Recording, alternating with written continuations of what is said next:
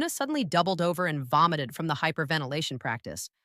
The spell broke as other teens rushed to help her, their concern for a friend overriding their trance state. Reality had intruded on their fantasy. I faced a choice between physically restraining Astrid or trying to talk the teens out of their dangerous plan. Violence would only reinforce their belief that we were the enemy. I chose compassion, sharing Jake's ongoing trauma in detail. I described Jake's nightmares, his refusal to take baths, his terror whenever he heard water running. I asked the teens who would find their younger siblings if they succeeded in their permanent shift. The question hung heavy in the air. Two teens stepped away from the tub, tears streaming down their faces. They'd remembered their own siblings, their own connections to this reality. Astrid grabbed the youngest girl, pushing her toward the water in desperation. The other teens pulled the girl back as I positioned myself between Astrid and the tub.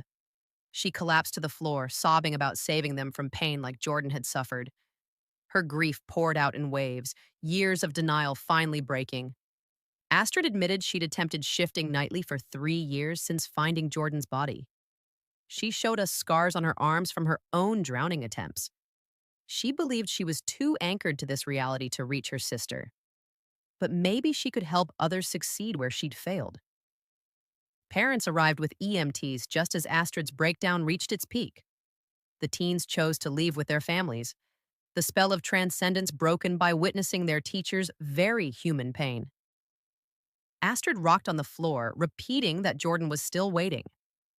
I knelt beside Astrid and promised to tell Jordan's story with compassion rather than blame. She looked at me with hollow eyes, finally seeing the pain she'd spread to other families in her desperate attempt to reunite with her sister.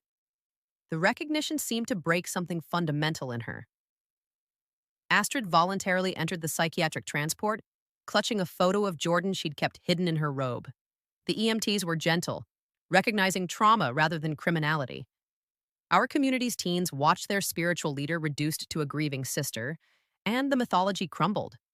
The wellness center owner arrived to find his property's main room soaked from the overturned tub.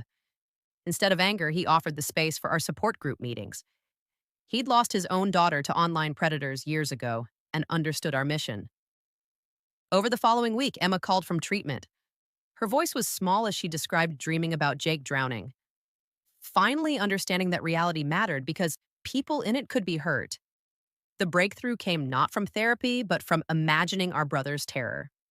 Our support group expanded to 50 families, creating educational resources about manipulation disguised as spirituality. We focused on teaching